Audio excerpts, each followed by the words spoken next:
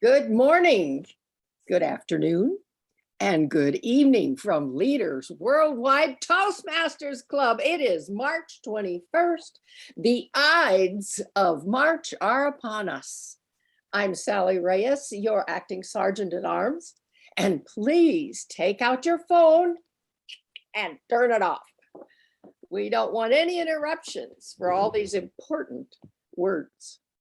I would like to have you help me welcome our president, who fearlessly helps us reach for the stars, leads us around the world as if it's our next door neighbors. Distinguished Toastmaster, Cynthia Stott, impossible dreamer, take it away. Thank you, Sally, for that great introduction. I'm Cynthia Stott, president of Leaders Worldwide, and I'm so glad you're here tonight. Welcome, welcome, welcome. We have an exciting meeting. We have a storyteller with us. He's won the StorySLAM from the Moth radio on NPR 55 times. So it's going to be exciting. Get your pens and papers out and take notes, because you're going to learn how to make your stories better and maybe prepare them for our TEDx event. Exciting. I first want to welcome you with the Toastmasters International mission, core values, our club mission, and why we are here. We empower individuals to become more effective communicators and leaders. The core values that we exhibit are integrity, respect, service, and excellence.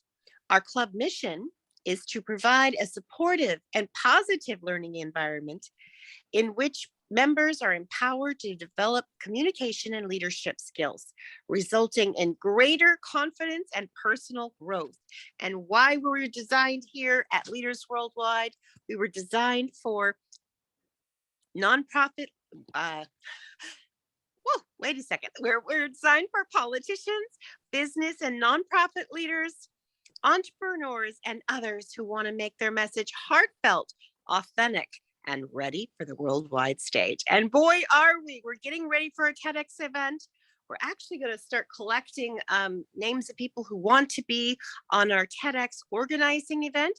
You can be from Leaders Worldwide. You can be from outside Leaders Worldwide. We'd love to have you all. If you're interested, go ahead and put it in the chat, but don't private message me.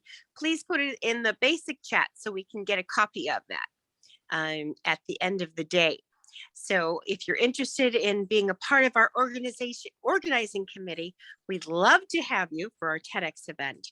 We've gotten the go-ahead, the green light from Toastmasters International, and they're very flexible because they just call it a community building event or an open house, and it happens to be a TEDx event. So they're very flexible. We got to find the rules for TEDx. We've got an organizer that we're going to be working with. He's been organizing TEDx events, and we have a connection from Rosalind Kahn, our great member with connections down in LA, and she connected us with him. So we're going to be moving forward with that, and we'd love to have you as a part of our team. Great. And I want to welcome our guest. First of all, Zaim, I'd love to have you introduce yourself. You're part of the DTM Showdown. Zamin Salim. Thank you, Cynthia. Good morning from Sri Lanka, Colombo. I am a member of two clubs, one IESL Toastmasters Club, where I am a member of 18 years. And I just became the president of one of the second Advanced Toastmasters Club in District 82, Titan Advanced Toastmasters Club. So thank you. And I have been in almost every role in the district, in the club, and I have been very active Toastmaster for the past 18 years. And thank you very much for having me here in this DTM Showdown. I'm so happy to be here. Great. I'm really excited. And I want to welcome Judith Ferber. She's still a guest. She's going to be a member soon. She's getting her paperwork together, and April 1st, she'll be our newest member. Hi, Judith. Hi there.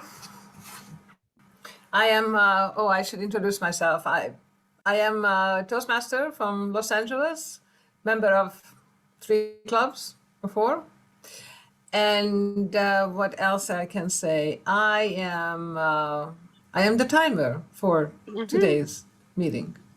Great. Thank you. Great. Welcome. And Rochelle, would you like to introduce yourself? Hello, everyone. My name is Rochelle Evans. I am from Northern California, and I'm just great and glad to be here. Thank you. Thank you. Glad you're here.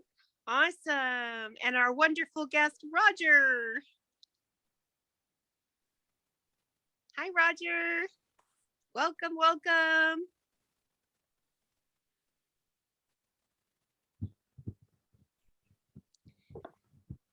Let's see, are you unmuted? Okay. Hello. Hi, Roger. Would you like to introduce yourself? Yeah, my name is Roger Swanson. I've been a Toastmaster member for 42 years.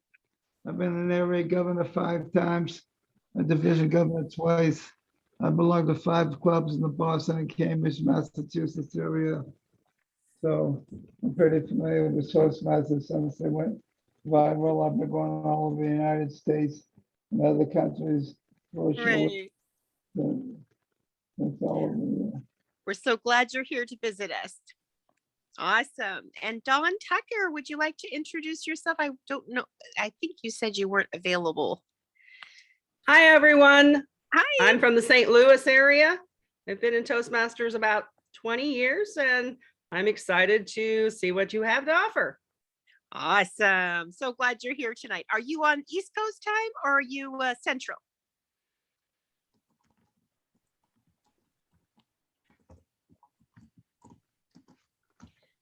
Okay, maybe she couldn't hear me. Okay, and Clara, would you like to introduce yourself? Tell us where you're calling in from.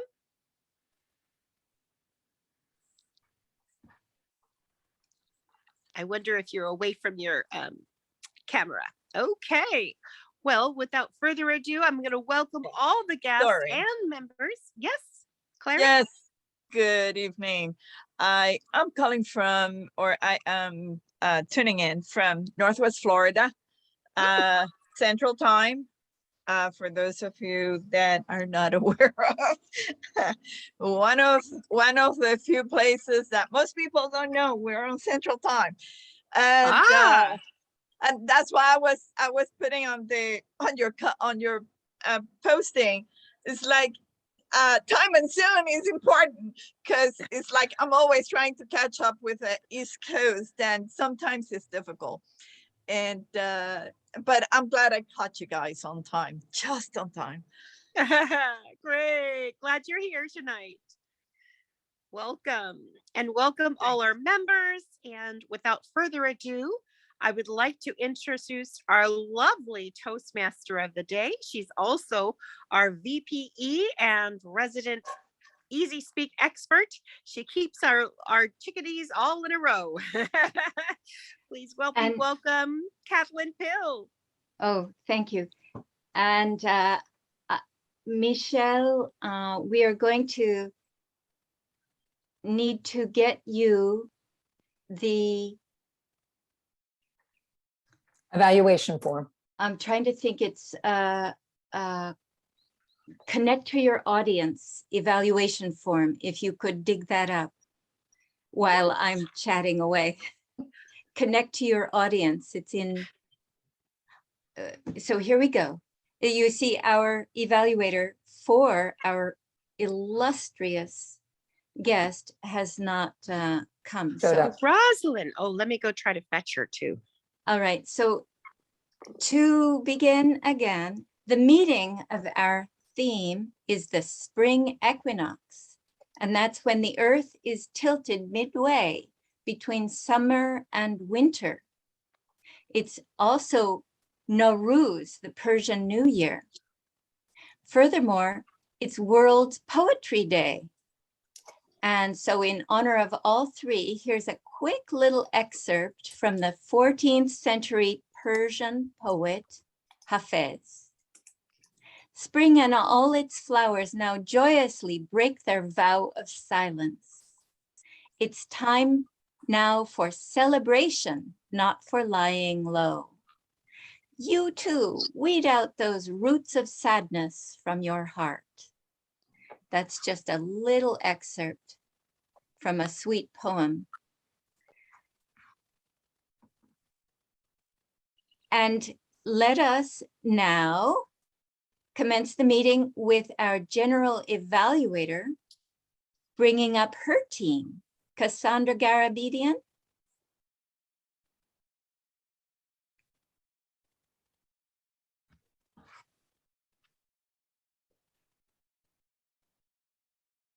And were we able to get a grammarian? I just got moved over to evaluation role, but I Okay. will, I'm supposed to evaluate Samin unless, what's her name? Rosalind. Rosalind shows up. Okay, she might. She just responded to me. Okay, Okay. great. All right, good. Okay. And have we lost our general evaluator? It looks as though we have lost our general evaluator. So let me just get over to the agenda quickly. There, and I guess she just can't hear you. Yeah. Are you on mute there, Cassandra? Oh, Can there hear you us? are. Am I? There you are. Okay. There we go. Yay! Okay.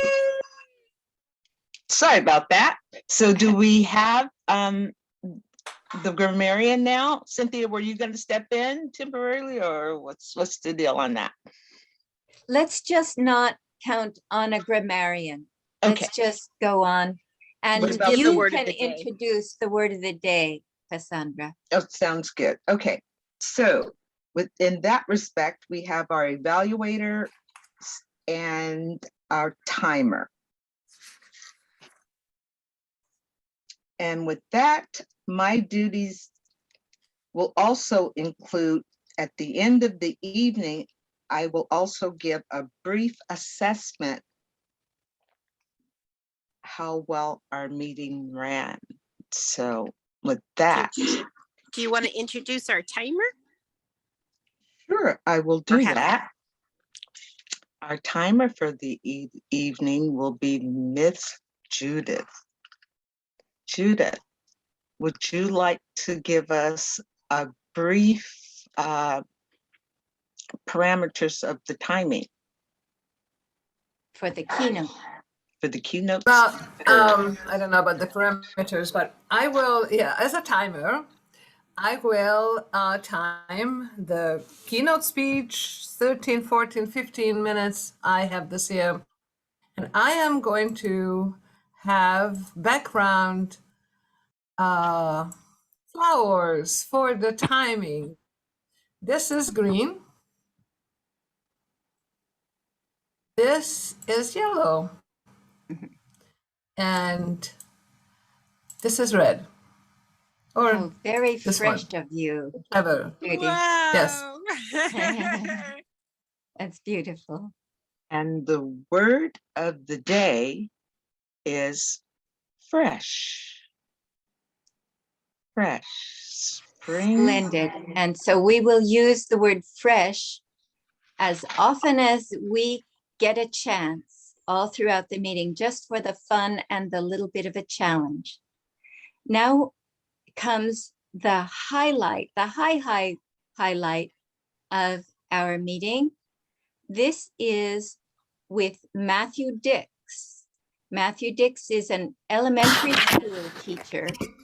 He's a columnist and internationally best-selling author of several novels, including The Other Mother Memoirs of an Imaginary Friend, 21 Truths About Love, as well as the nonfiction Storyworthy, Engage, Teach, Persuade, and Change Your Life through the power of storytelling.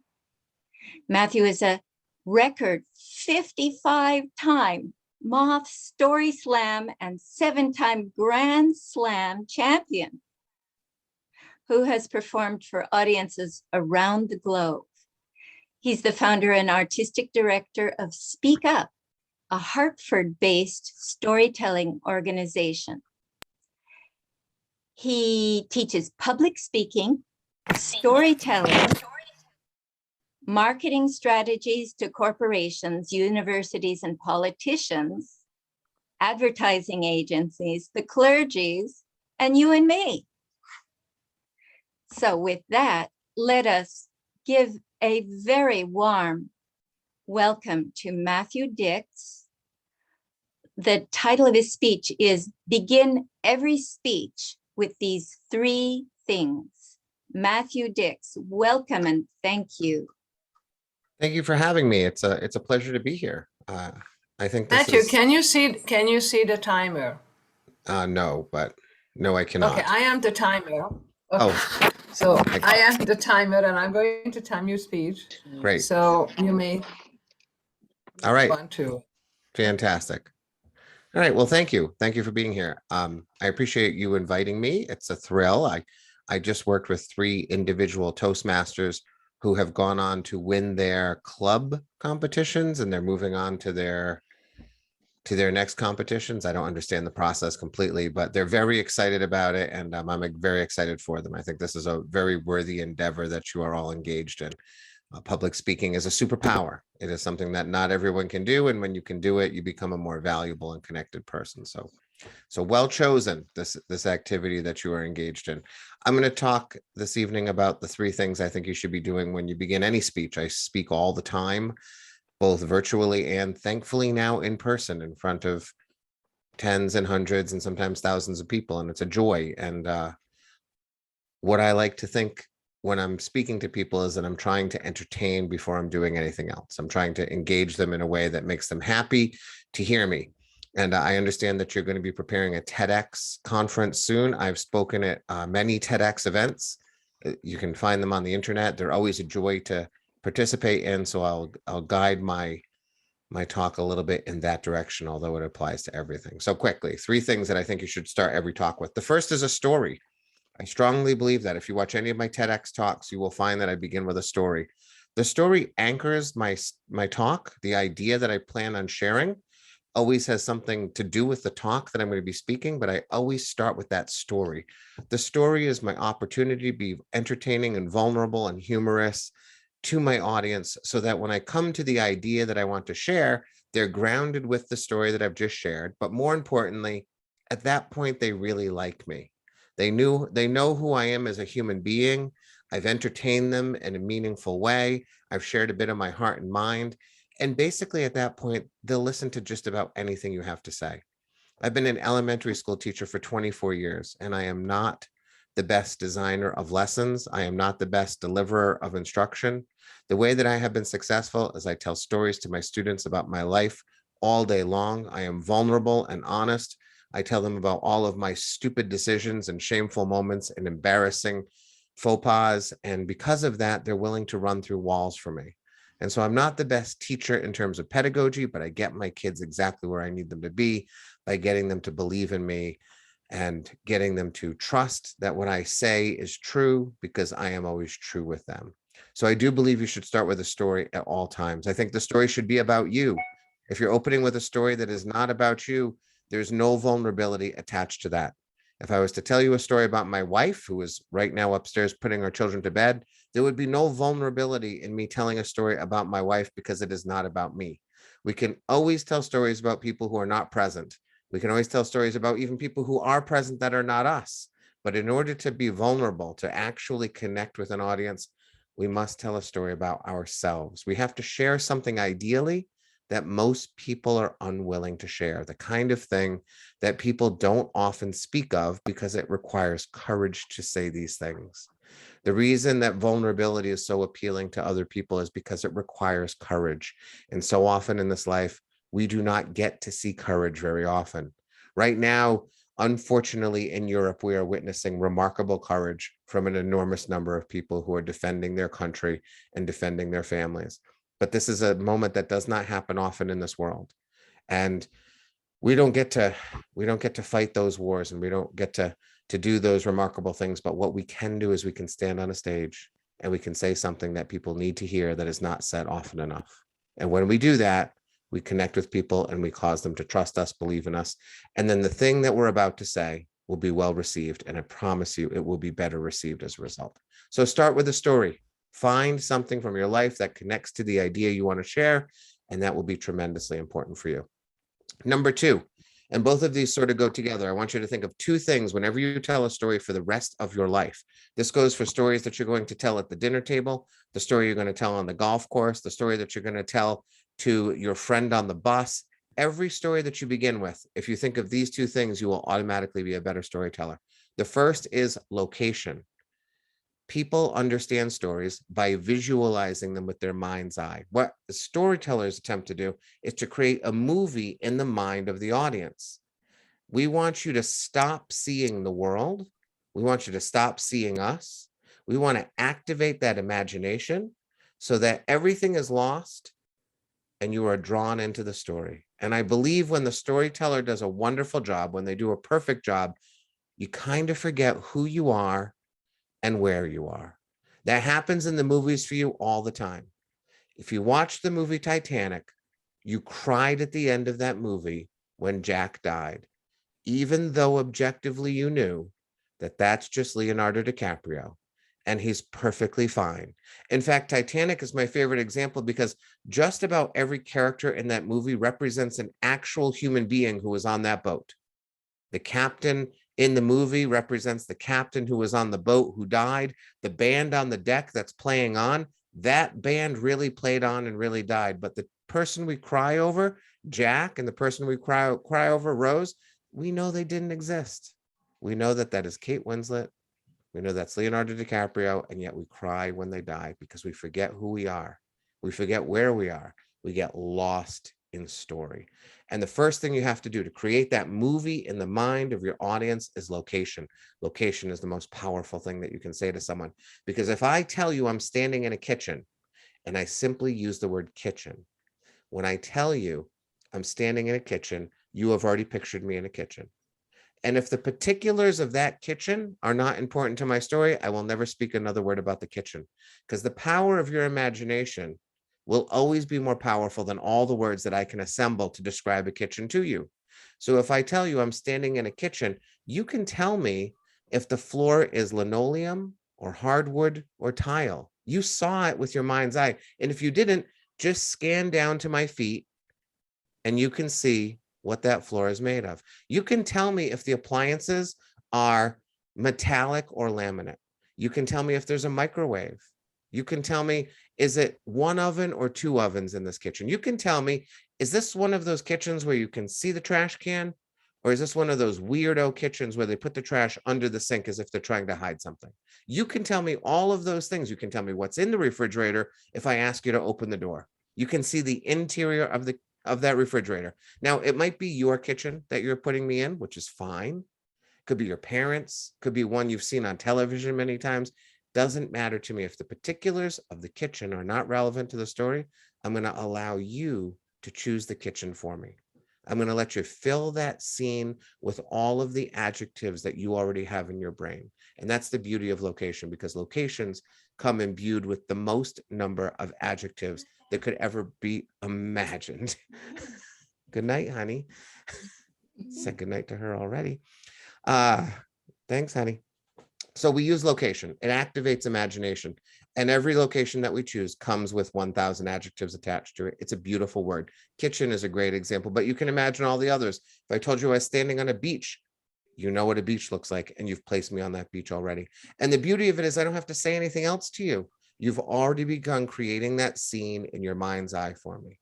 So location, it's got to be in the first sentence of every story that you start speaking. The second one is action. You need to be doing something in that first one or two sentences of a story. The problem is most people feel like they have to explain stuff before the story gets started. They feel like, I have to let you know a lot about the town I live in and about my mom. I need to let you know how annoying my sister is or how often my car breaks down before the story actually gets started. But that's not how people want stories. No one comes into a story thinking, please tell me a whole bunch of stuff that'll eventually be relevant, but I'm not sure how it's relevant yet. That's a terrible way to start a story, but it's how most people start stories. They try to teach us things about the world that they're about to tell us, instead of just teaching us along the way. If you've seen the movie Apollo 13, it's the spaceship that didn't make it to the moon. They had to turn around and come back, right? In order to understand that movie, that Tom Hanks film, you have to understand how 1960s space travel worked. You have to know how that spaceship worked in 1960 to understand how they're going to save their lives. But the movie does not open with Tom Hanks on a black screen going, "Good evening, ladies and gentlemen. Before the movie begins, I'm going to take a few moments to explain to you how 1960s space travel works, so the movie that you're about to see will make some sense to you."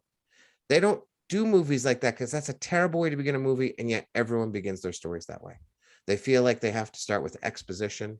They have to teach us about the world we're about to see, when none of that's true. We start with location and we do something. I'm standing in a kitchen and I take a step towards the sink. Now the story has begun. Now I might have to teach you a whole bunch of things along the way. I might have to teach you about my mother and my hometown and how often my car breaks down. I might have to tell you how my daughter insists on interrupting every meeting I've ever had with that second kiss, primarily because she wants to appear on a camera with a whole bunch of people, although she's unwilling to tell me that. I might have to teach you all of those things, but I'm going to teach you those things as the story goes along. I'm not going to wait to start the story. So often, almost always, people still tell stories where eventually the story starts, but it takes forever for it to start. So if you just remember those two words, location and action, start with those two things, you will truly be better than every storyteller you know in your life, unless you have someone like me who you have to contend with. And I'm sorry, I'm just a difficult person. So you start every speech with a story because you want to connect to people. You don't start with, this is a story about, or this is a talk about.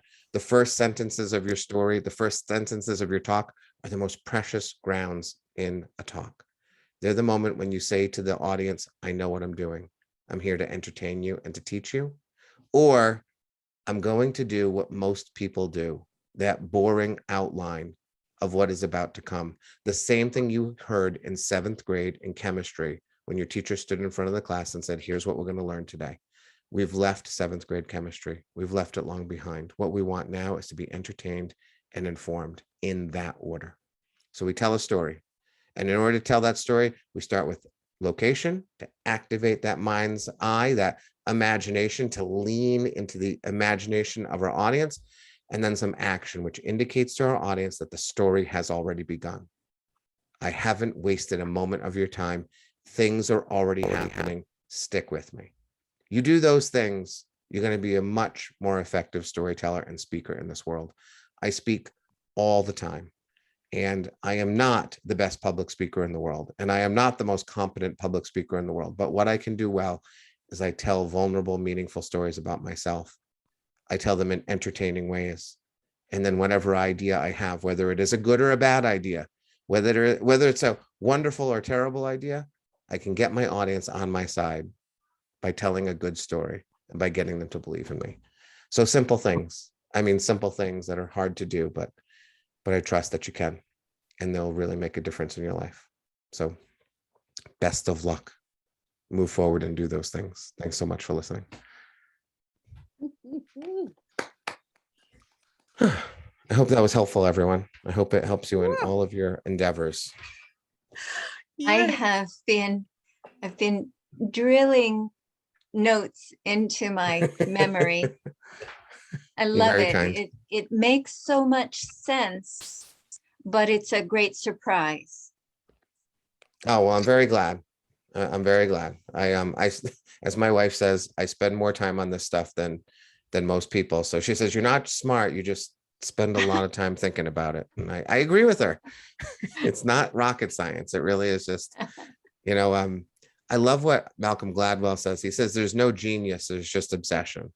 Like there's no one who was born really brilliant. It's just people who find singular obsessions and focus on those things to the point that people see genius, but really it's just obsession. I would say that a genie, the original word genie, is the genius, and it takes root, it takes habitation in the host, and then we have to do all the footwork. Yeah. Yeah. Absolutely. And are there questions? And would you like to put them in the chat? And I can facilitate those for you, Kathleen.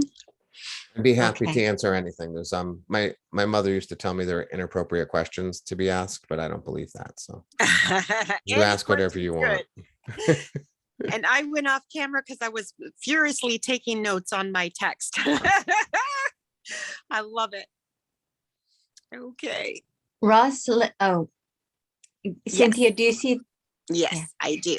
Thank you. And How do Grace you want said, me to wow, time this?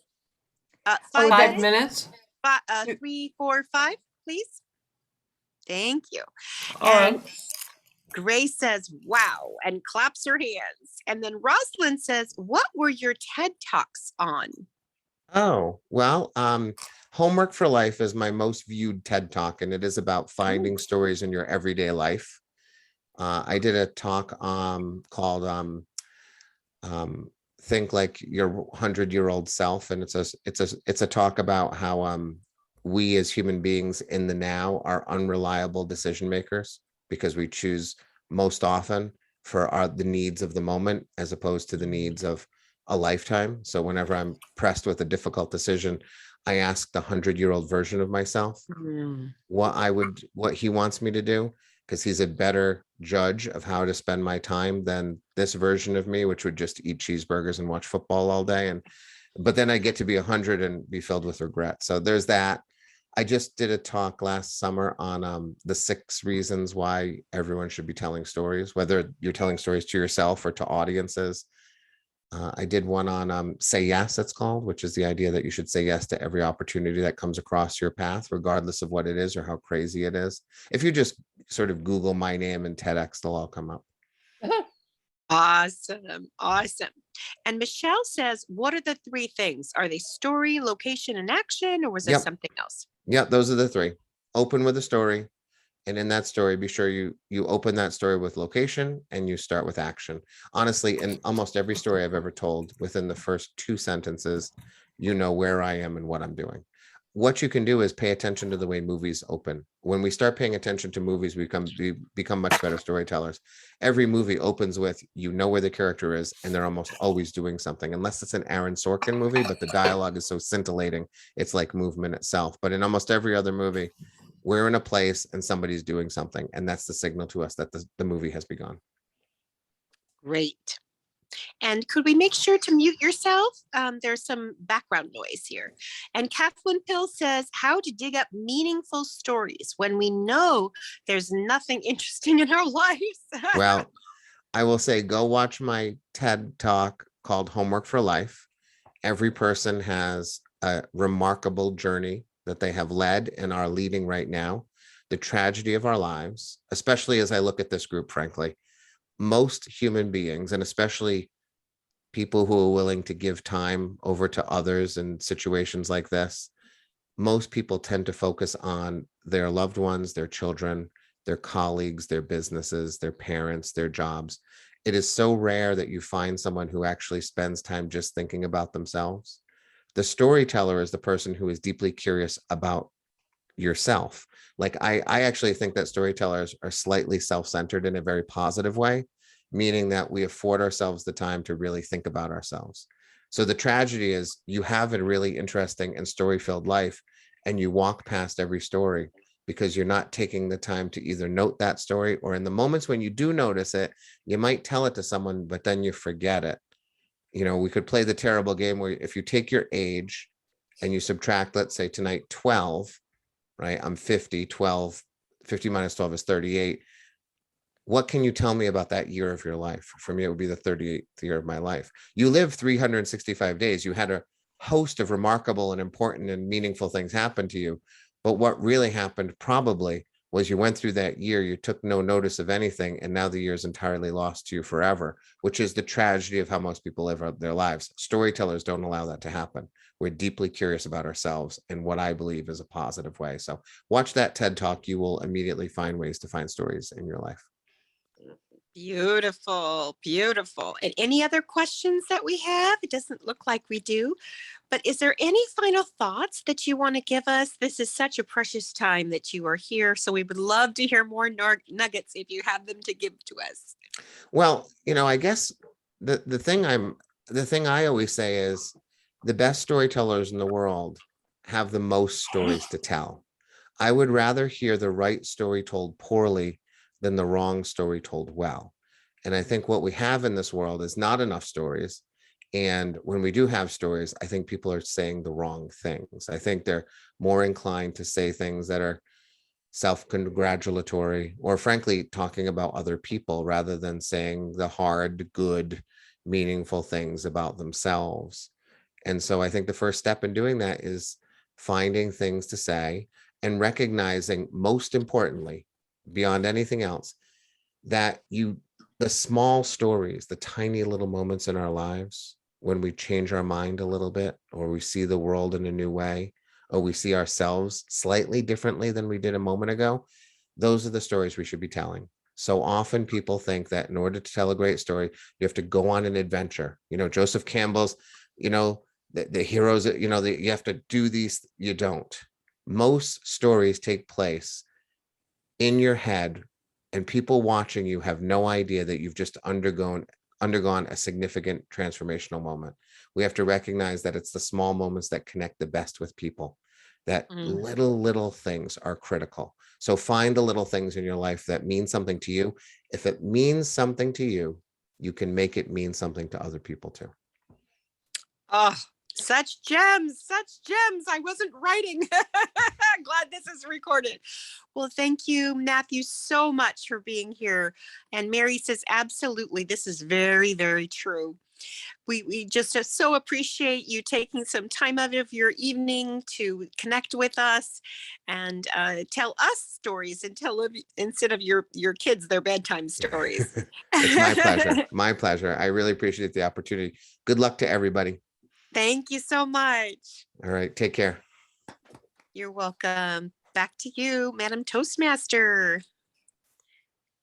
We got a couple more notes here too. That Maureen said, "What brought you to do what you do today?" Maybe you can answer that during the break. And then Clara says, "So is it necessary to be detailed on location and action?" Maybe you can answer that during our break. Okay. Well, we can. I think he's gone. Okay.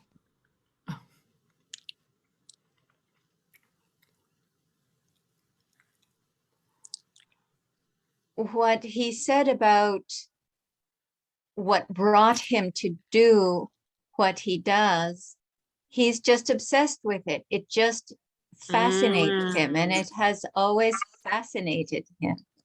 And as you work on a skill, you get better and better. And he is so obsessed with it that he wants us to get better and better. Yes. Fascinating. Okay. Okay. Clara Dunham, I think that you and I are going to have to look him up, won't we? Won't we? So that we can have the answer to the question about how much detail on location and how much detail on action. I'll bet there's quite a bit. And he did say not too much detail if it's not important to the story. You want to just say that it's a kitchen so that in the minds of the audience, they can create their own kitchen. It's blue, it's orange, all of that, and fill in the details. That was really great. Oh, good. Well, running over time. Are we 5 minutes already? Is it, what's our time? Oh, I forgot. Thank you, Cassandra. I forgot to break. pause the recording here. Yes, we're break time. Very good. Thank you. And now let us ask our timer for the speaking section. Let's ask our timer for the timing parameters for the speeches. Okay, I'm trying to figure this out here in looking at this. That's 5 to 7 minutes, right? Curtis is speaking? That's or no? correct. Yeah. Okay. So that's 5 green, yellow, 6 and red is 7 minutes, and then he'll have 30 seconds to complete his speech. Perfect. Thank you kindly. And now for our first evaluator, Rosalind Khan. Please take the stage. Hello, everybody. My name is Rosalind Khan. It's going to be my distinct and wonderful pleasure to introduce our speaker today. And he is going to be speaking on the connect with your audience on engaging humor. His name is Zashin, and he comes to us from the beautiful Colombia, Sri Lanka. I'm so excited to hear what he has to share with us today. Thank you so much, and wishing you kudos, my friend. Kudos to you.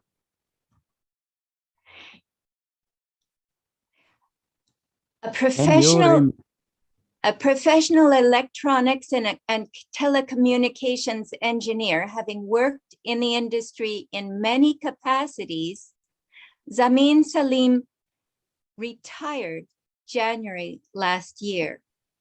He joined Toastmasters in 2004 as a charter member of Institution of Engineers Sri Lanka Toastmasters Club. That's in Colombo, Sri Lanka, in District 82, Region 13 of the Toastmasters web. Involved in leadership from the beginning, he has served in almost every position in district leadership. He received the Division Governor of the Year Award in 2008, 2009. Are you counting on your fingers? That's 4 years after he joined Toastmasters. He became a selected distinguished district governor in 2011-12. He enjoys mentoring new members and new clubs. He's a charter member of Pinnacle Advanced Toastmasters Club and the charter president of the Titan Advanced Toastmasters Club, chartered 1st of March, 2022. He loves traveling, music, and cooking. After retirement, he's taken up gardening and watchmaking. And his title, Stay Ready, Zamin Salim. Zamin Salim, stay ready. Let us give Zamin Salim our warmest welcome.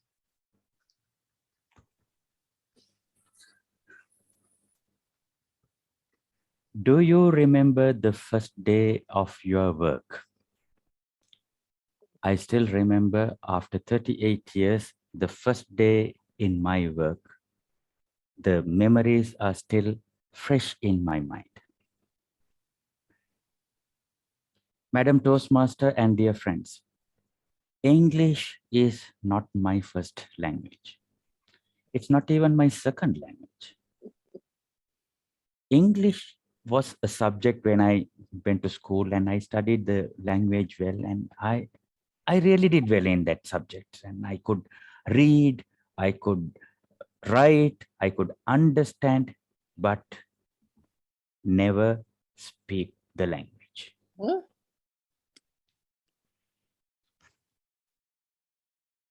In the engineering school, my medium of study became English. So I studied engineering in English medium. I did well, but still I did not speak the language. The very first day, fresh out of the engineering college, I entered one of the wonderful organizations. I dreamed to be a radio engineer, and I walked in with the letter of appointment in my hand to report to my work. At the reception, the receptionist told me, my boss is away from the office. So asked me to take a sit down so that I can wait for the boss to come. I was very eager. I was so anxious to be the radio engineer that I always wanted to be. As I was seated there in the reception area, one tall, hefty man walked in. Just by the look of him, I was intimidated. He walked straight to the receptionist and said something, and I could hear he was asking who that young boy was seated in that seat. The receptionist told us, he's our new engineer. Then he turned to me and walked right in front of me. I was so intimidated. He said, how would a person like you be an engineer? I don't know how can one like you be an engineer.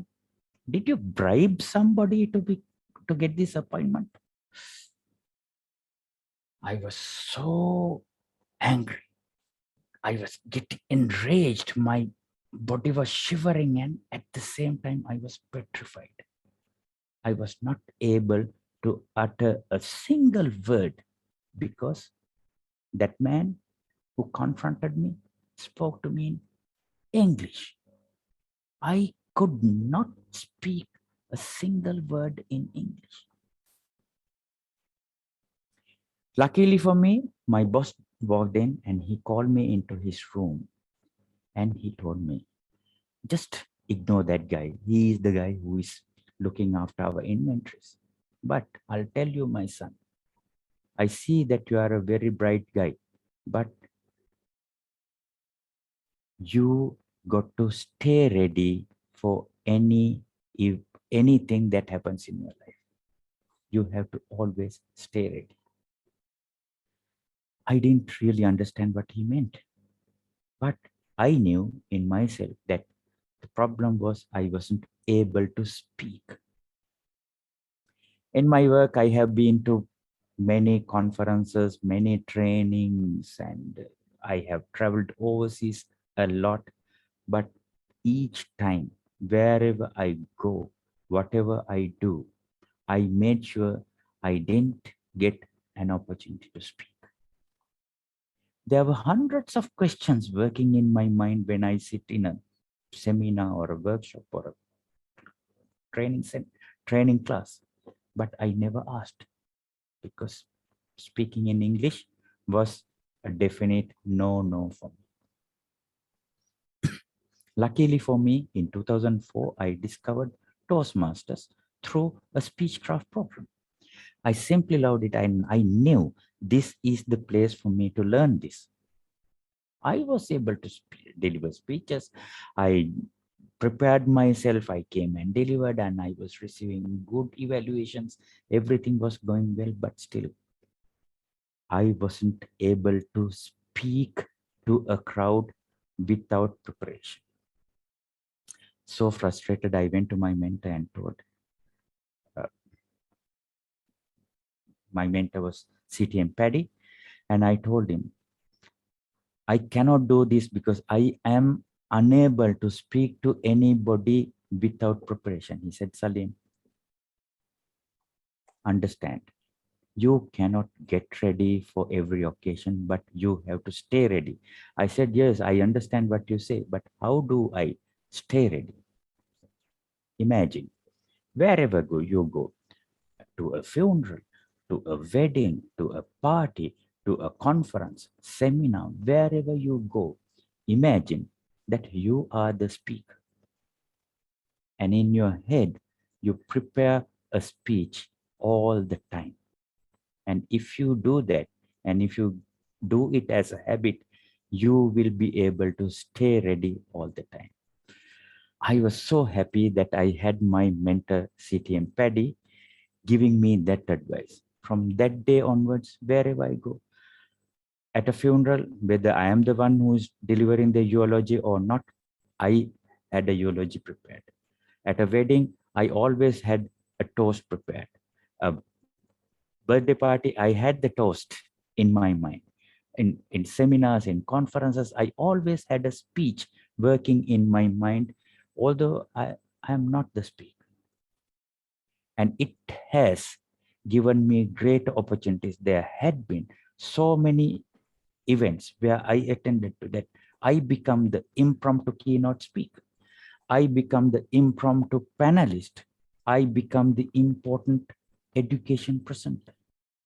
And I was able to do everything without any difficulty because I stayed ready. So I'm telling you, my friends, it's not about getting ready. You have to always stay ready. Over to you, Madam Toastmaster.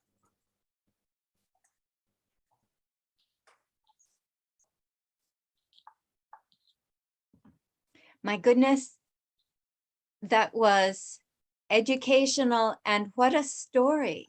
After the instruction from the keynote, I am so impressed to see the demonstration of placing someone. I felt as though I was watching the Titanic. I was so involved in your story. Timer, would you give us 1 minute, please, for our evaluator to collect her thoughts? Thank you, Judith. Yes. 1 minute.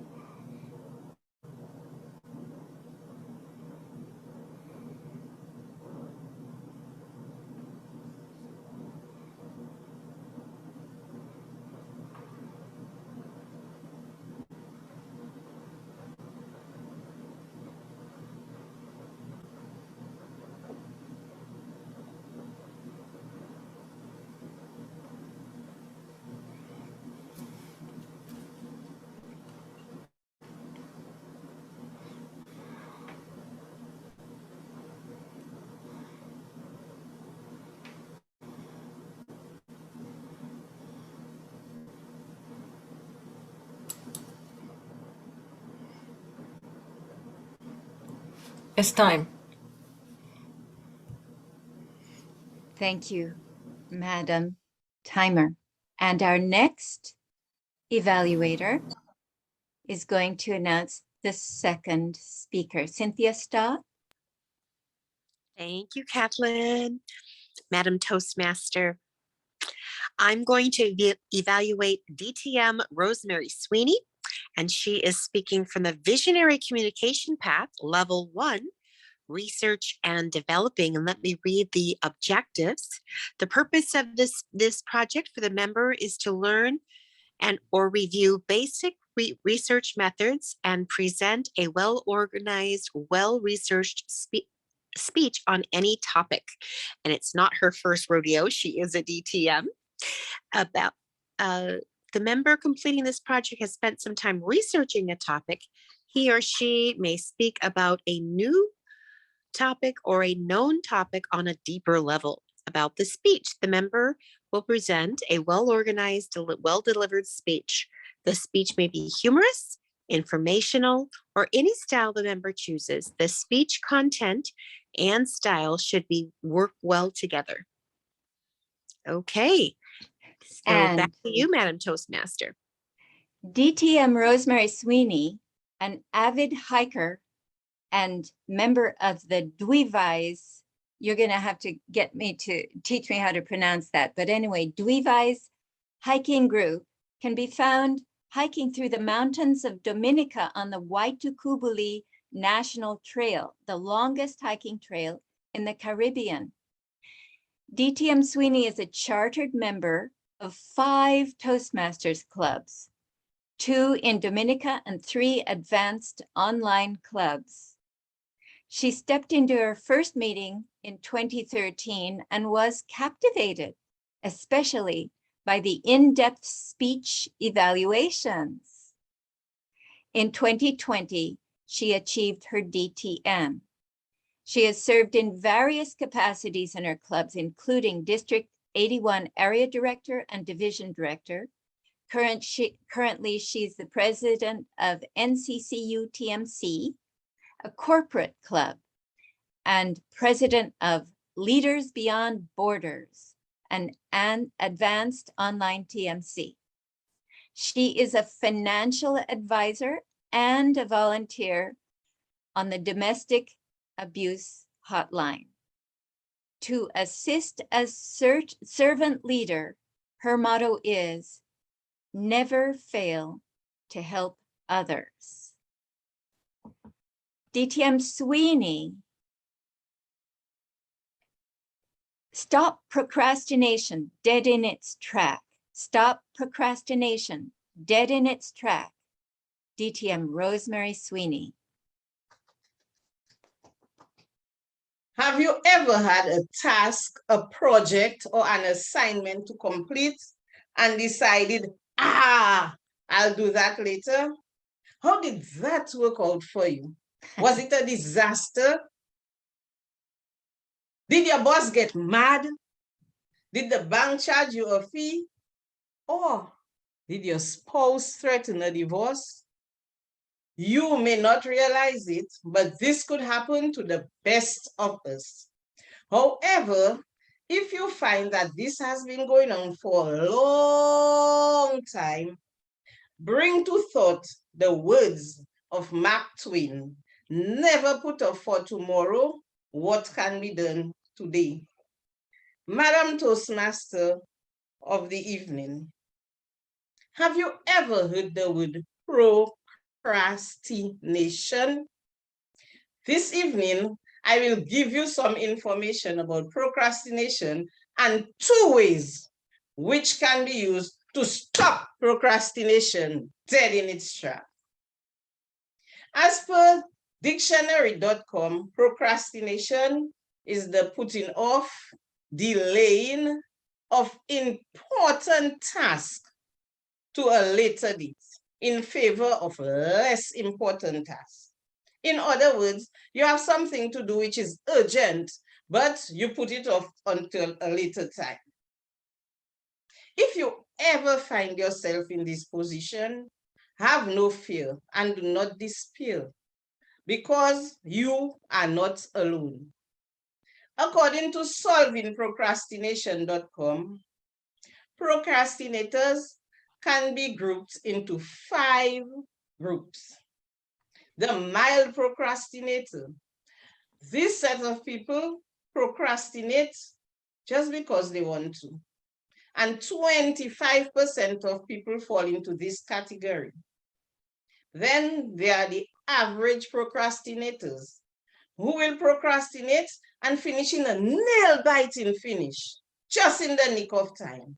28% of people fall into this group. Then there are the severe procrastinators who will continuously procrastinate, never getting the job done. 22% of people fall into this category. And there is this group of procrastinators who I had never imagined existed, the depressed procrastinators, people who procrastinate just because they are depressed. What an evil sickness. And you find 11% of people fall into this category. Then there are the well-adjusted procrastinators who will procrastinate and not be affected, will complete whatever they have to do just in the nick of time. I do not know what category I fall into, but I know I sometimes had that habit. When I was a child, my mother gave me to do something, and I kept putting it off and putting it off and putting it off until the time came. And then I was in such a panic to ensure that I got my mom what she was requesting. You too might find yourself into this position. However, there are a group of researchers who have said that procrastinators are not well understood. People procrastinate and it is just a bad habit. Overspending, overeating, procrastinating. So we have to get a hold of this. Yet there are people who said that procrastinators procrastinate just because they are lazy people. But whatever you find yourself in this group which I called Have No Fear and Do Not Despair, because there is hope.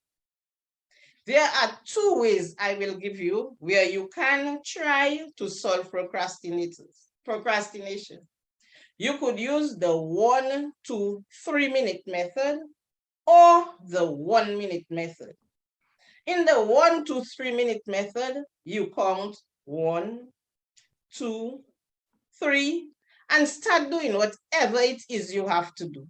This conditions your mind after a time to just begin working after you hear the number 3. Or you could use the 1 minute method, because some of us suffer from ADHD. And so you sit for 1 minute and you complete whatever task you're supposed to be completing. You use 1 minute.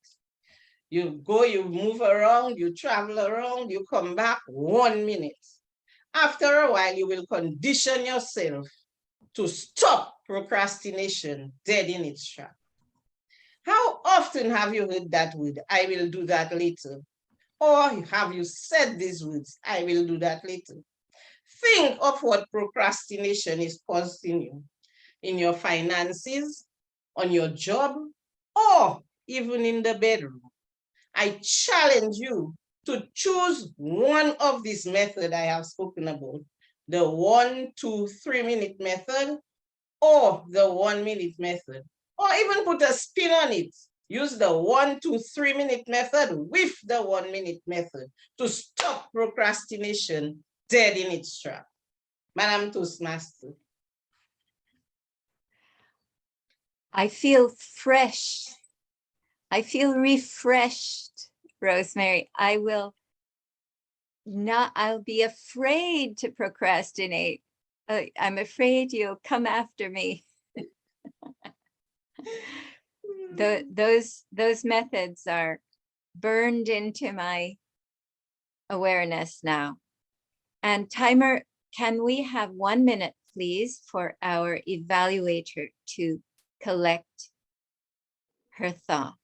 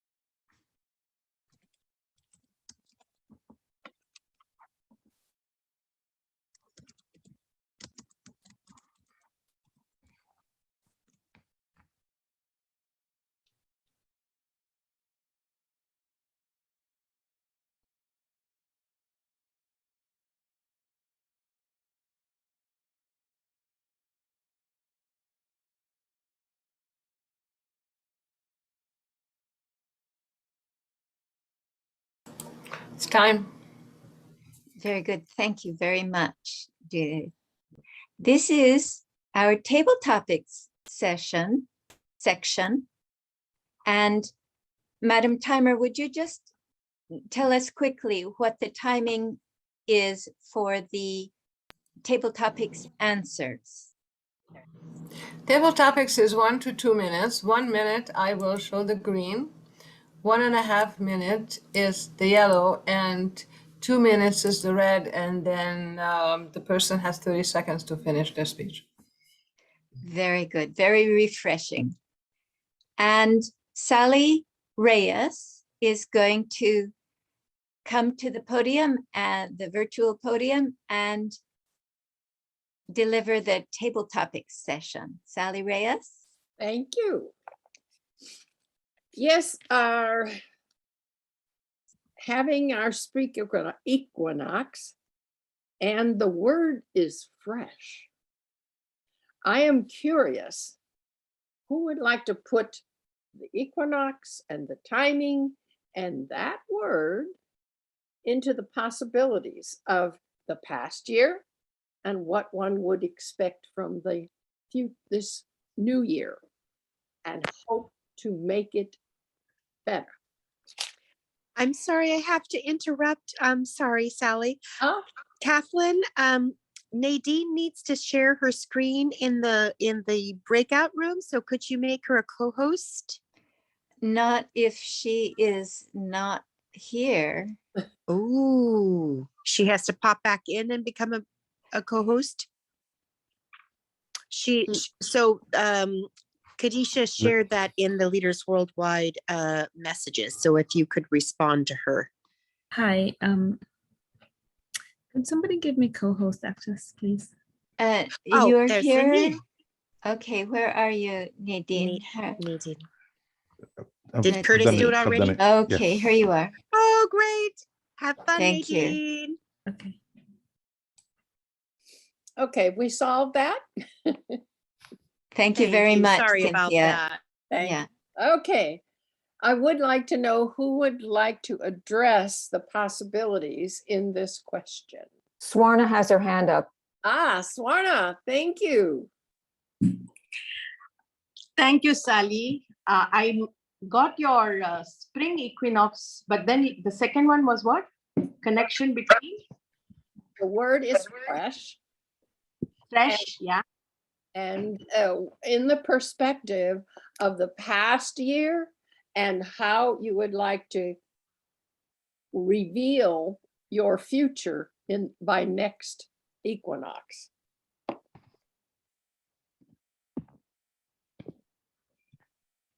Thank you so much, Topic Master, Sally Reyes, and all the lovely and members of Leaders Worldwide. Over the weekend, I did a training called Agile Coaching. And Agile, as the name goes, is basically a technique that we can use to adapt to change. And the example that the trainer gave us was comparison between a bull and the cheetah. Bull is a fast runner, but when it comes to really doing change of direction, bull is not able to do it. Whereas a cheetah keeps adjusting itself regularly to match up with its prey. The deer is equally fast, but still the cheetah is able to catch up and readjust itself as it moves. And going by what you're asking me today, the topic of how do we look at the future, I think if we start concentrating on the present right now to see how we can adjust ourselves with whatever challenges we have, I'm sure with agility, we will be able to move to a better future next year or the year after, or anywhere, anytime, we will be in a better position. So my take is, let us all learn to be agile, adapt, and accept the current and work with. Over to you, Table Topic Master. Thank you for that fresh look at working over the things that are blocking you in producing change, which is really important. And I think that's why Toastmasters are here. And I would like to know if there's a new Toastmaster who would like to consider the possibilities of fresh change. Did you mean one of our guests? Yes, please. Please.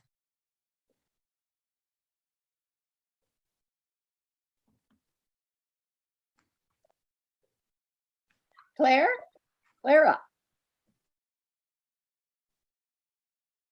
I see someone, Clara's got her hand up. Hi. Thank you so much. And how do you consider the future with fresh possibilities as it relates to through Toastmasters?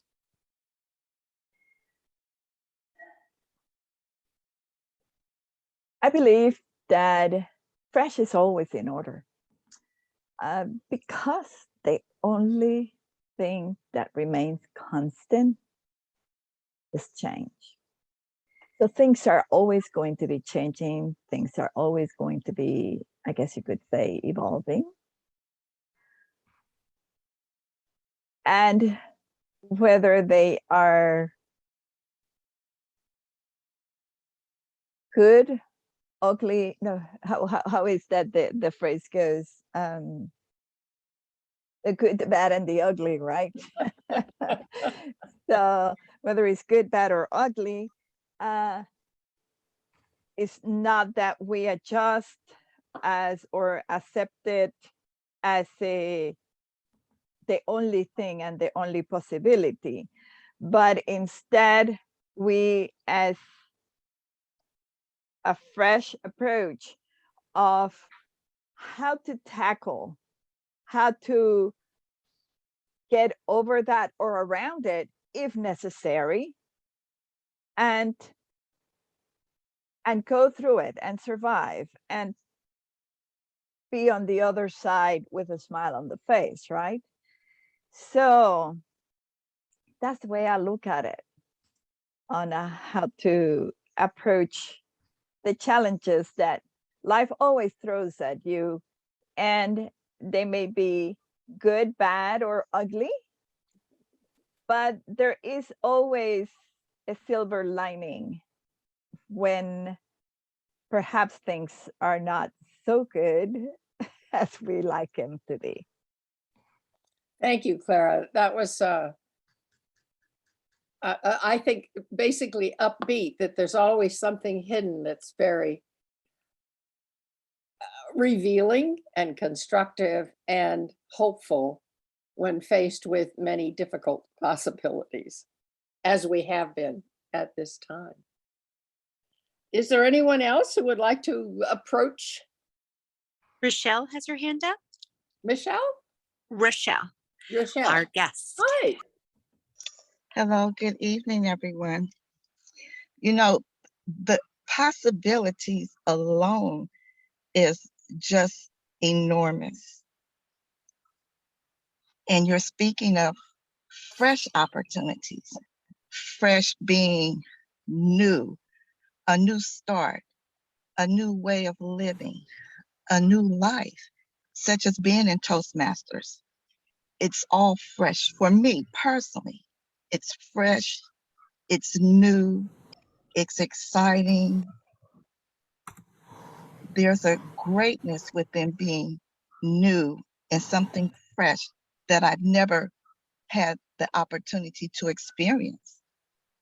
So I take into this moment at this time all the possibilities of Toastmasters and the path that it may lead me into being something new and rewarding. So I thank you with this. Wow, I love that. Very upbeat. Despite the fact of difficulties, there's always something revealing that can be positive, and that is very rewarding in your view of how you encompass the facts and figures and difficulties going on now and how you feel it would be revealed. It's very upbeat. Thank you. You're welcome. Sally, this is our last one. We are out of time. Yes. Yeah, we're fine. Yeah. Thank you very much, Sally. Those are questions to really, I was considering them and working on them myself. And now we turn to the evaluation portion of the meeting. And to lead that, I'm asking for Cassandra Garabedian to take the stage. Thank you for that, Kathleen. And now it comes to that time where I'm going to introduce Rosalind. Rosalind, can you come to the stage? And at this time, I'd like for you to introduce our first evaluator. All right. Thank you so much For the Cassandra. speech. First speech. Yes, I'm going to evaluate Sunshim, and when I heard all of his statements of credibility, I'm like, oh my Lord, who am I to evaluate this person? I couldn't do all those things that he did. But anyhow, he delivered a wonderful speech that was entitled Stay Ready. I'd like to begin to evaluate his speech, talking about his areas of strength, some areas to suggest and where I think he could possibly challenge himself. Now, some were a little bit more difficult than other, but let me start with his strengths, and there were more of those.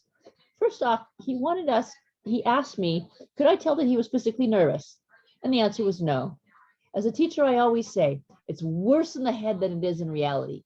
We always have that little voice that says, no, no, no, no, no, no, no, and you got to listen to the positive, positive, positive. So let's start this off. He began with a really strong opening. He brought us back in. Everybody, one of us remembers the first day of our job. And boy, he painted a picture well, just like our previous guest speaker had gone ahead and talked about. His second accolade is his use of pause. Just as you saw me take those moments, he grabbed us on the edge of our seat and had us sitting there waiting and ready, and then he'd punch us off to the next line. The third area of accolade reminded me of Martin Luther King. I have a dream, as he said, but I didn't speak English, but I didn't speak English, but I didn't speak English. And it went into our head that that was really a challenge and really a problem for us. He was a person who took the guest speaker and he said, how am I going to put it into my speech? And from the details, he opened with the details of the adjectives to the location, to the action. We were on the edge of our seats. Now, one of the things I always say as a speech instructor, as my advocation, always with a fresh start, is we need to have a preview. Today, before I go ahead and tell you about my story, about my first job, I'm going to tell you about the hassles I had and how I was able to overcome them. So let's begin with the hassles. That would be the one area to work on. Now, I struggled with challenge, but I used to teach English as a second language. So I'm going to put that hat on and I'm going to say, you had so many great features. The only challenge is to continue to challenge yourself. Find yourself, go out and find a group that you can volunteer for.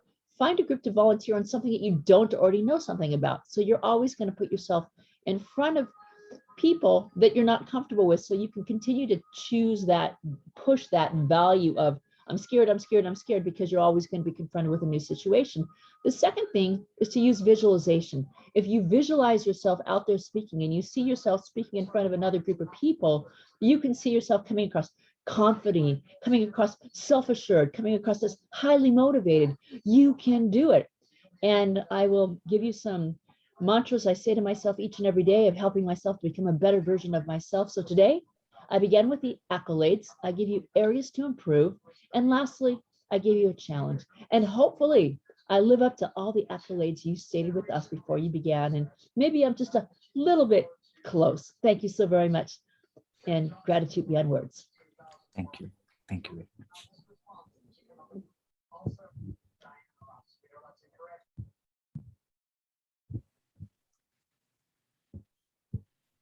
And now, for our second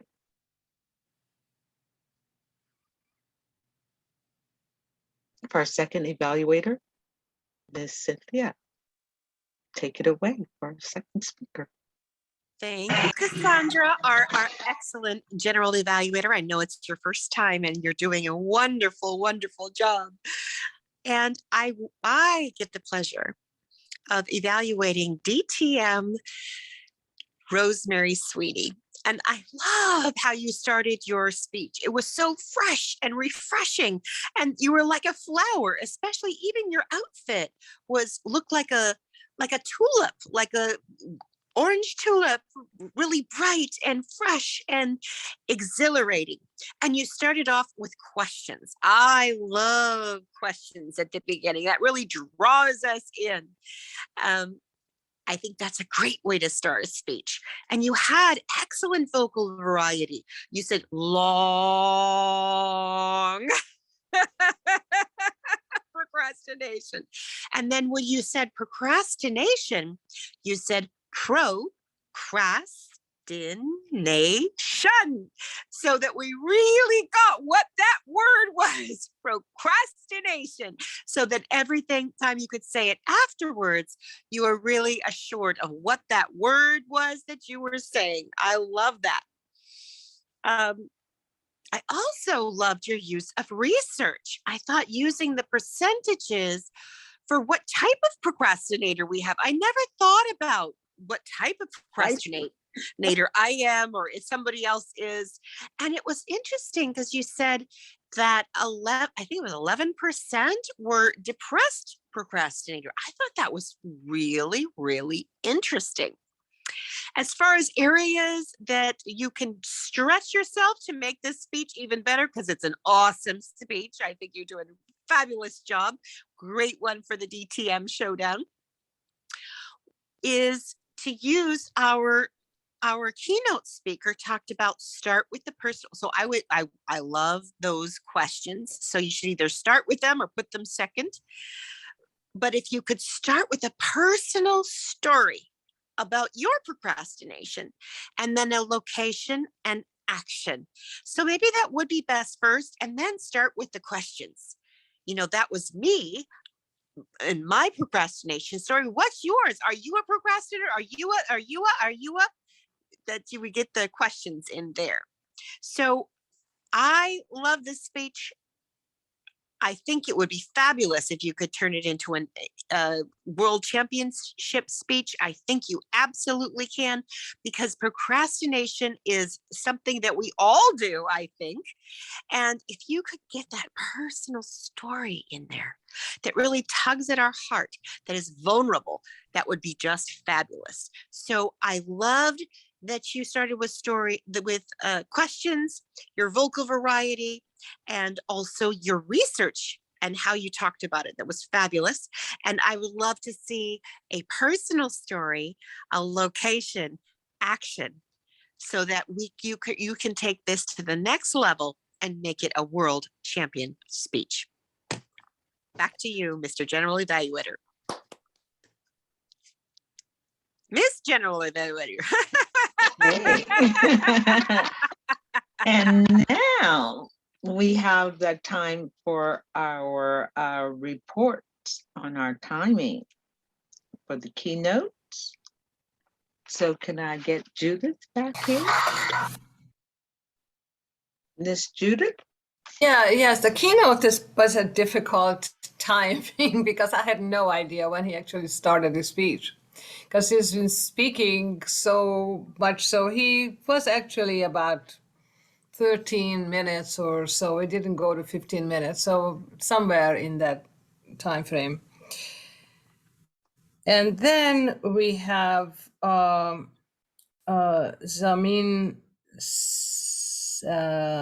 Salim. His speech was 7 minutes and 20 seconds. Rosemary was 5 minutes and 59 seconds.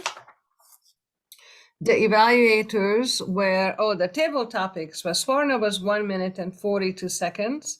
Clara was 1 minute and 55 seconds, and Rochelle was only 56 seconds. Roslyn was 2 minutes and 54 seconds, and Cynthia was 3 minutes and 18 seconds. Thank you, Madam General Evaluator. And thank you, Judith. Okay, we didn't have a grammarian, so we can. We do have a grammarian. Who did? I forget. So we did have one at the. Yeah, they put me in. Okay. All Okay. right, Michelle. Okay. All right. I have not been a grammarian in a very long time. My piece of paper is all over the map. Did not have a chart to fill in. However, I noticed, first of all, you are all amazing, amazing speakers. So the kind of filler words you use are ones that are really easy to miss. Favorite one is so. The next favorite one is but. Well, I got to tell you, and is probably the favorite. The and one. Cynthia, you probably use those little filler words more than most, but you throw them in so fast that it's really hard to catch them. There were some really excellent uses of our word of the day, fresh. Kathleen, you may have taken the prize. Cynthia was a close second. Zamin said fresh. Rosalind said fresh. Sally said fresh. And I can't read the rest of these, so I don't know whether those were ands or freshes. Let's see, what else can I tell you? Oh, words, good words. I loved Rosalind's use of the word accolade. I like accolade. That's very different from positive. Accolade is like, yeah, let's get out there and really celebrate. Cynthia uses the word awesome, which is sometimes used too much, but I, for some reason, enjoyed it today. Swarna used the word agility. That completes my report. Well done, all of you. You made me work really hard. Okay.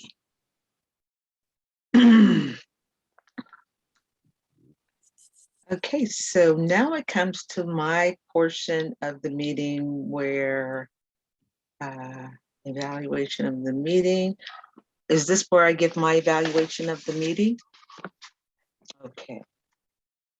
We started on time. That was great. I love that. I would suggest that all of our participants get here on time. I know that we had some issues with technical issues. I had them myself with the audio portion of it. So I think that held us back in trying to get other role players to get in there and get the roles together. So that was the issue. But other than that, I think that we got in there, we made do, like always. We pick up the slack, and that's what we do. So other than that, I think the meeting went very well, considering. So thanks for everyone's participation. This, as you said, this was my first time as the general evaluator. I had fun. It was new, it was fresh, it was different, and I love the challenge. I love doing things that's always going to keep me evolving, growing. So thank you for trusting me with the role. I'm looking forward to doing it again and again and again and again. So thank you. And each time, spring equinox, we're going to get better. This is how the group gets better and better and better. And this is how we grow. And Cassandra, I'll bet you loved the speeches and the evaluation. Those speeches and the evaluations, as always. This is how I learn. This is how I learn. And just the speeches, that goes without saying. The speeches are always. I can remember speeches, Kathleen can tell you, we were going over some things and I brought up things that happened 3 weeks ago, maybe a month ago, because those are the things that keeps me going. Those are the things that I remember. And they, believe it or not just when I get up to present, but other people's speeches help me to learn. So just don't think that just because it's when it's your time that's how you learn. No, you learn throughout. When it's other people's time to present, you learn. When it's evaluation time and someone else is being evaluated, you learn. So take all of it. Plant your feet in the soil. It's rich. It's rich. Now I want to hurry along and sneak a quick little share screen and share a very nice tip for all the members so that you can sign up for roles in future meetings. Is that not an exciting new opening for us? So yes, and even TEDx events. We need role players for TEDx events. Yes. This is the rich soil I'm talking about, folks. Yes. It's rich. Yes, yes. So I want to just show you how easy this is. I have signed in and I have gone to the third drop-down menu, sign up for meetings. And here I am. and I can go here to anywhere I want. I can go beyond here. I can go, the meetings are set up through the year. So I can, if I want to set myself up to be a general evaluator in June, well, now I know how to do it. I just give myself a little thumbs up. Oh, it's not here. And maybe it's not available. Pardon me. I'm speaking ahead. I've never gone this far, but if you don't go very far in advance, you can just say, okay, I'll take that.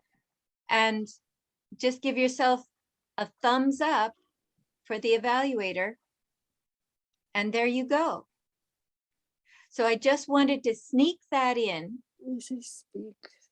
before we hand it over to our president. Just a quick little visit to the my participation, sign up for roles, and you're in. And now to our president, Cynthia Stott, for announcements and chocolates. Thank you, Kathleen. You were an excellent Toastmaster of the day. Really, really appreciate that. And I appreciate that Easy Speak moment there. That was wonderful. And Easy Speak is going to help us get organized so we can have our TEDx event. I'm so excited about the progress we've made. We've got the green light from Toastmasters International. We are forming a team. And if you want to be on the team to form TEDx, our TEDx event, please enter your name in the chat. I think I did have Deborah Wiener. Let's see who I had. Was Deborah Wiener and I think I fell off, so I didn't see. I think it was Deborah Wiener, Rosemary Sweeney, and Judith Ferber.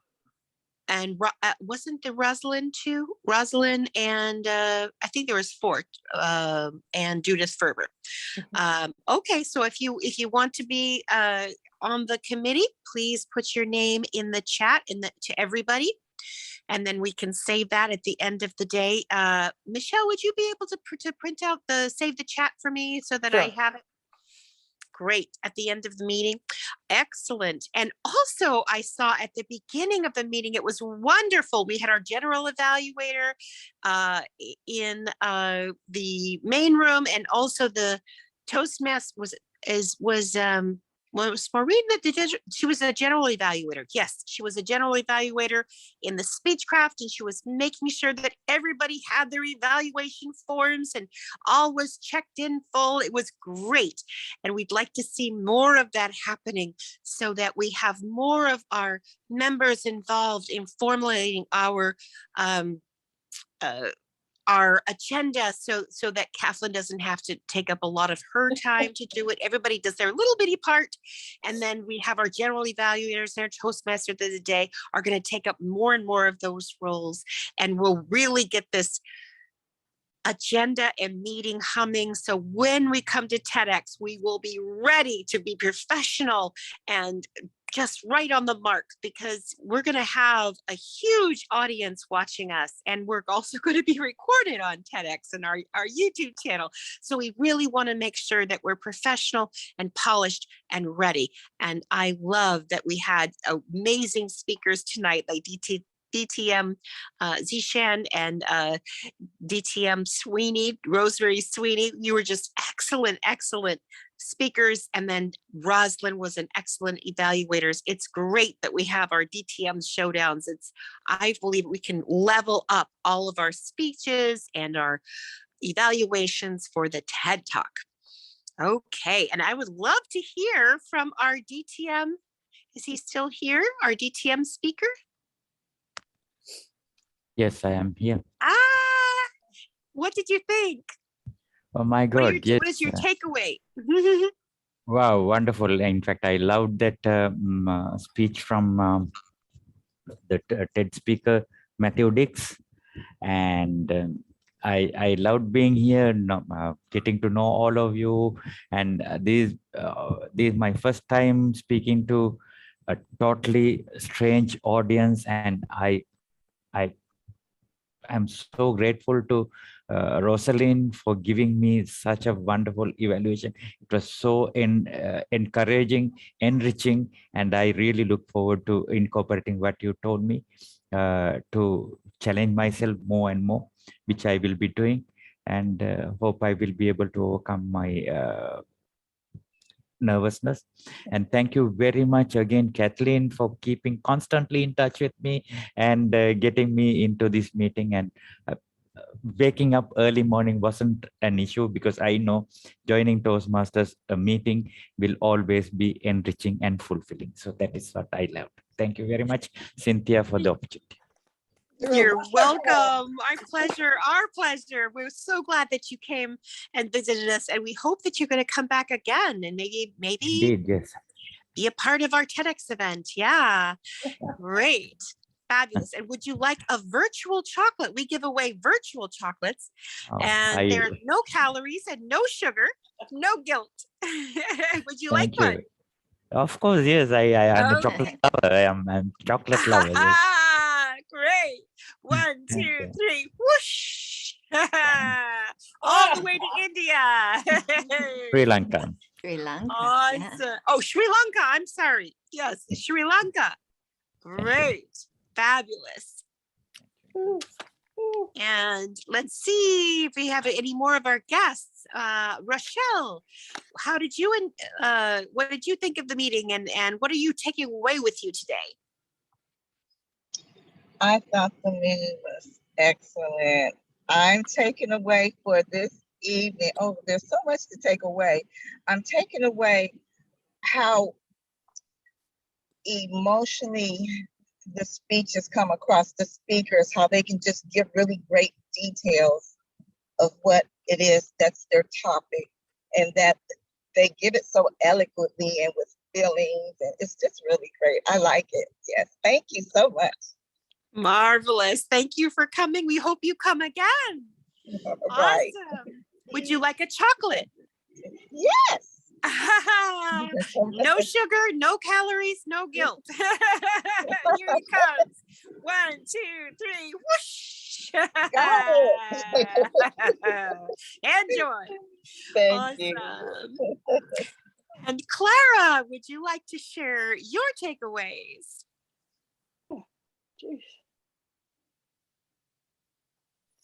Can you hear me well? Yes. Yes. Okay.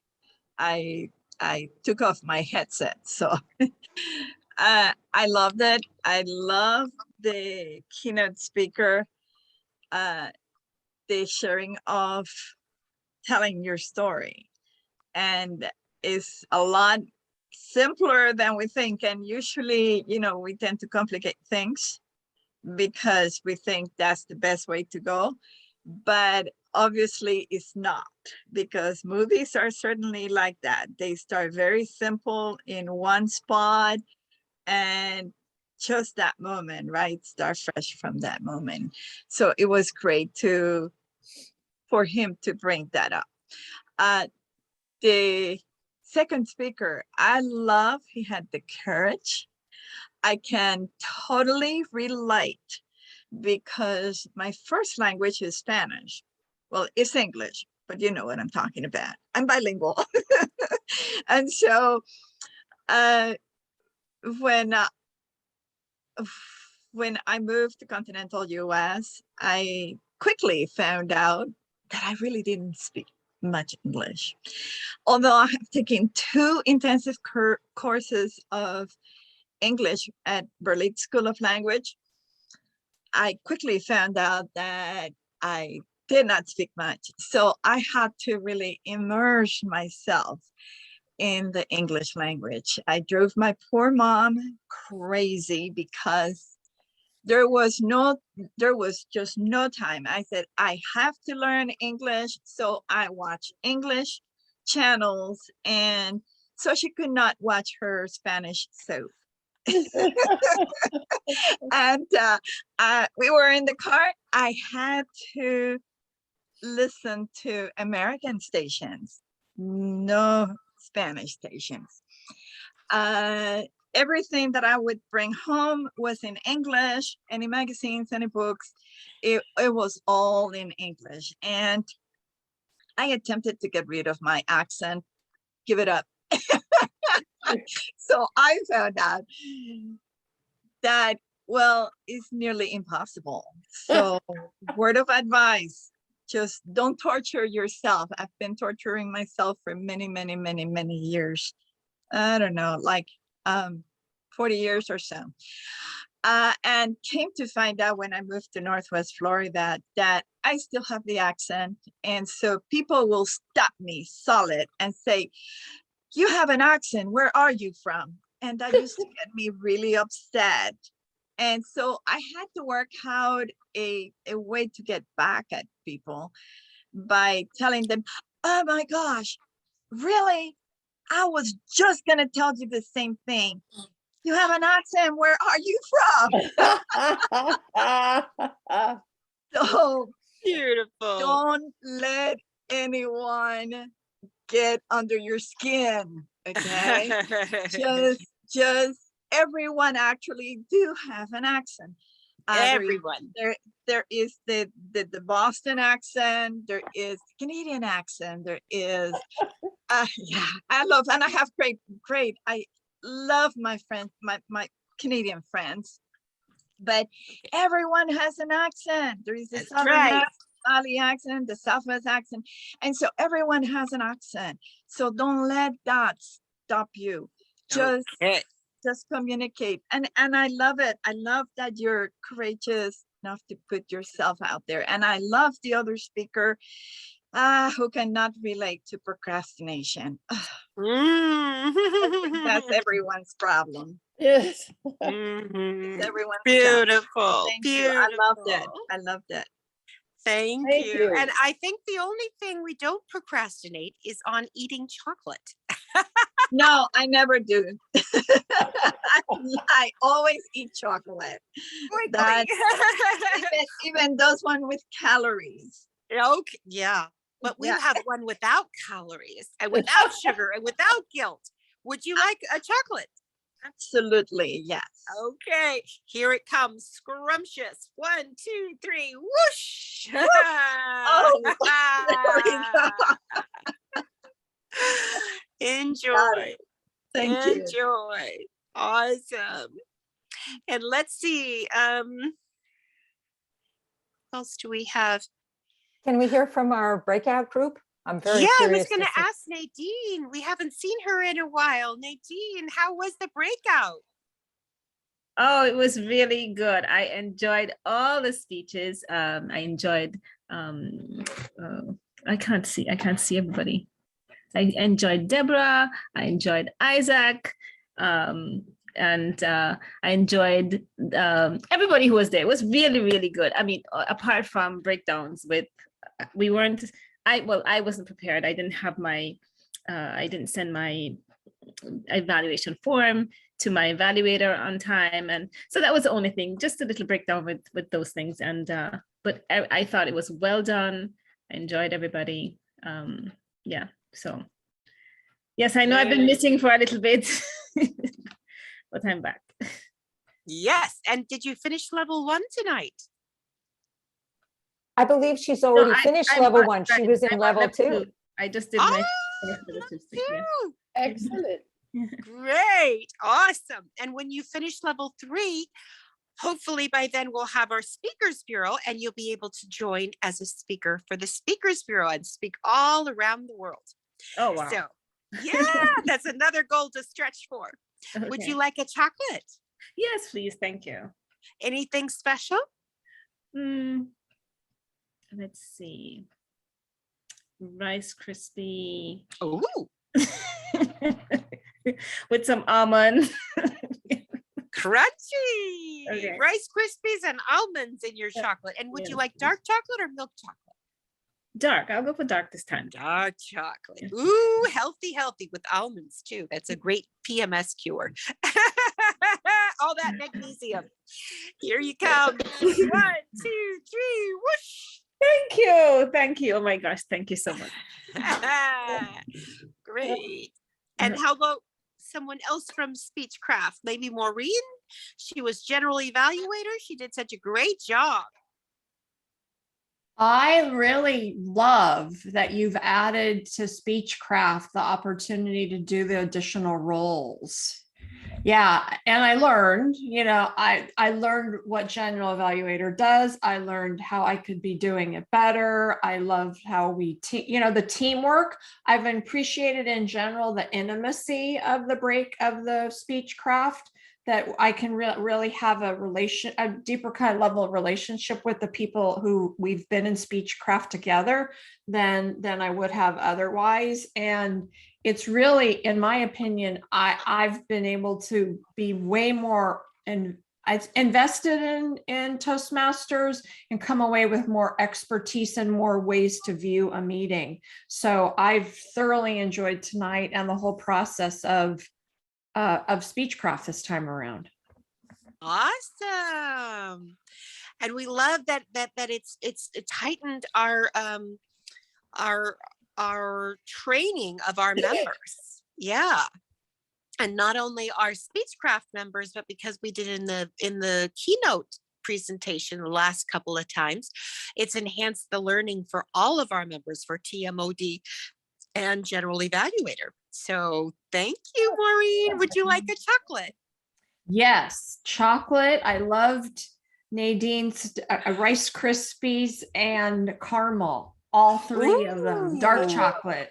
Dark chocolate, Rice Krispies, caramel, and dark chocolate. Yeah. Awesome. Here it comes. 1, 2, 3. Woo! Wonderful. And how about our other grammarian, our Cassandra Garabedian?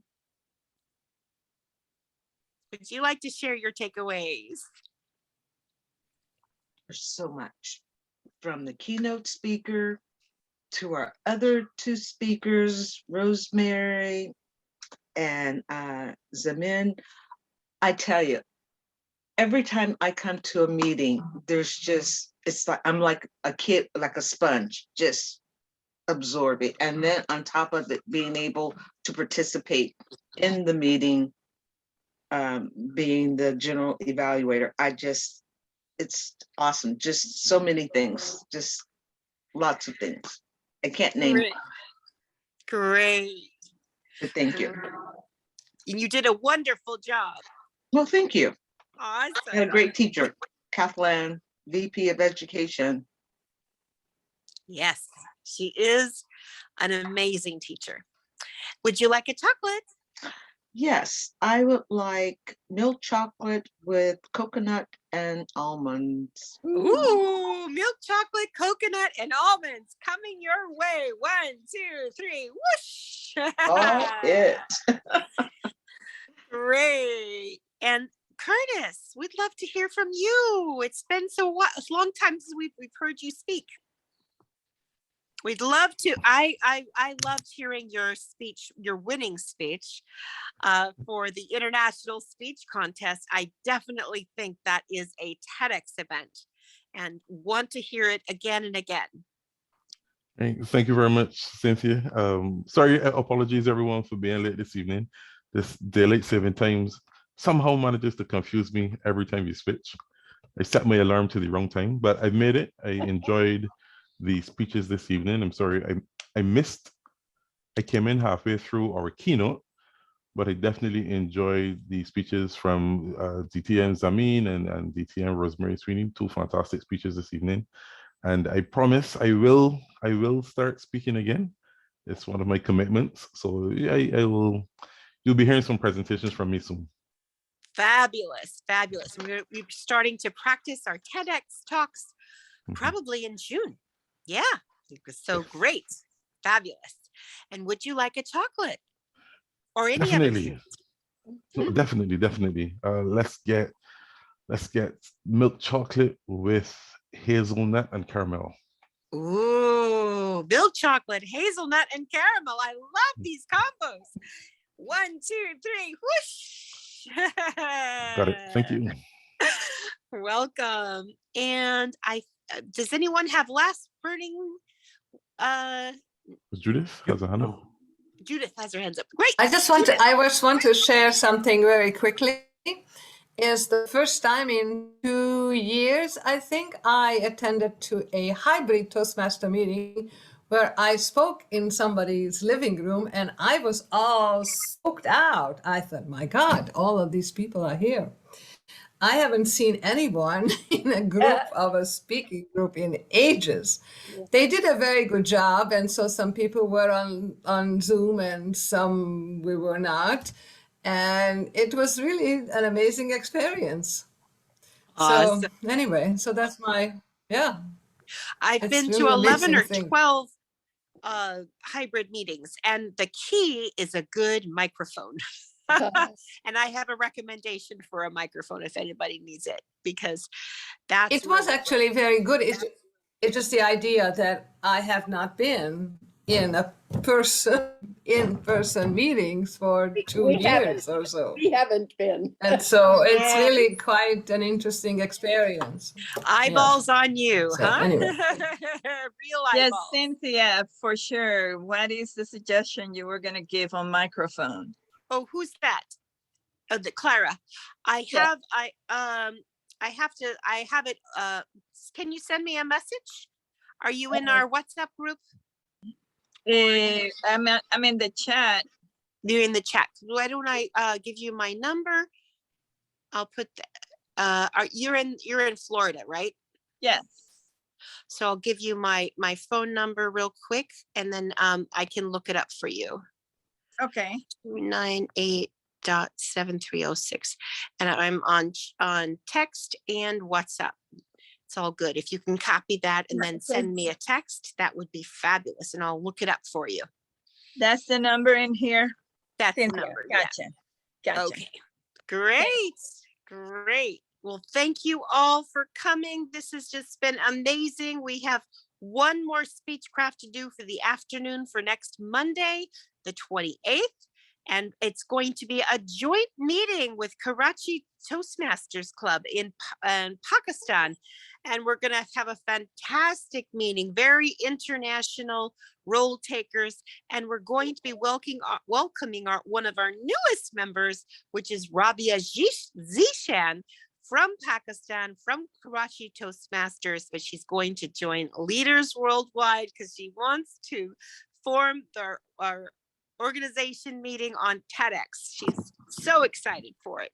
And our Zamin, I hope you'll come. Yeah, that would be fabulous. Of course, yes, I would I would love to. Awesome. Also, we want to remind all of our speech crafters that we still have a graduation celebration, and we haven't figured out what day we're doing that yet, right?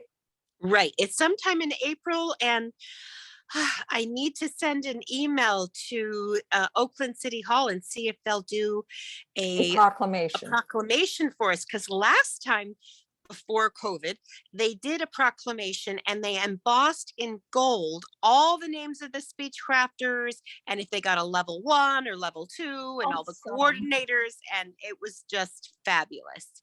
So all of you speech crafters are going to be getting certificates of what level you achieved. And I think I know most of you, but you know what? If you would send me an email and let me know where you are, if you finished level 1, level 2, how far if you gave speeches in level 3, to let me know, because I want to really make sure I get it right. So I'd appreciate that. And I'll send out an email to all of you to get my email.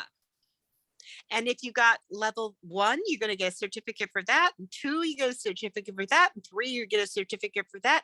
And if we get it on the proclamation, your name will be listed 3 times. Awesome. Okay, so I want to ask Curtis, our Zoom host, if he would stay online with me for 5 minutes and show me your magic tricks. But also, I would love to have just 1.5 minutes to thank our newest general evaluator for teaching me what really I need to do to make a better agenda and to create a multi-dimensional or a deep dimensional evaluation section. Great. So we're all set up because TEDx, we're probably going to have in TEDx, we're going to probably have an evaluation section, which will be the first time ever, and a table topic section. So we really could use those roles to be defined and everyone to have standardized for us what we say is a general evaluator and table topics master and stuff. So that would be fabulous. Okay, have a wonderful night, morning, evening, afternoon, wherever you are in the world. Thank you so much for being here at Leaders Worldwide, and we'll see you next time. Bye-bye for now. Thank you so much, Zamin, so much. Bye. Thank you Oh, very, thank you yes. very much for You were having me. lovely. I really Yes. enjoyed. Yes. Thank you. Thank you. Good, Bye and thank you, bye. Rosalind. Great, Bye-bye. great Thank evaluation, you. Rosalind. And thank you, Cynthia. Sally, for that table topics. That was Yes. amazing. Yes. And I think that was her first time.